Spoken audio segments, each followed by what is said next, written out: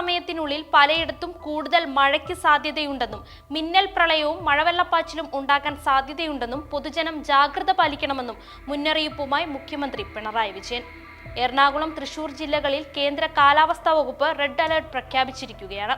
പത്തനംതിട്ട, ആലപ്പുഴ, കോട്ടയം, ഇടുക്കി, പാലക്കാട്, മലപ്പുറം, കോഴിക്കോട്, വയനാട് എന്നീ ജില്ലകളിൽ ഇന്നും, പത്തനംതിട്ട, കോട്ടയം, ഇടുക്കി എന്നീ ജില്ലകളിൽ നാളെയും ഓറഞ്ച് അലർട്ട് പ്രഖ്യാപിച്ചിട്ടുണ്ട്.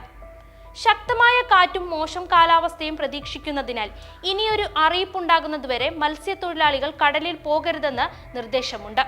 ശക്തമായ കാറ്റിനും സാധ്യതയുള്ളതിനാൽ അടച്ചുറപ്പില്ലാത്ത വീടുകളിൽ താമസിക്കുന്നവരും മേൽക്കൂര ശക്തമല്ലാത്ത വീടുകളിൽ താമസിക്കുന്നവരും പ്രത്യേക ജാഗ്രത പാലിക്കേണ്ടതാണ്. അപകടാവസ്ഥ മുന്നിൽ കാണുന്നവർ അധികൃതരുമായി ബന്ധപ്പെട്ട് സുരക്ഷിതമായ സ്ഥലങ്ങളിലേക്ക് സുരക്ഷാ മുൻകരുതലിന്റെ ഭാഗമായി മാറി താമസിക്കണമെന്നും മുഖ്യമന്ത്രി ഫേസ്ബുക്ക് പോസ്റ്റിലൂടെ അറിയിക്കുന്നു.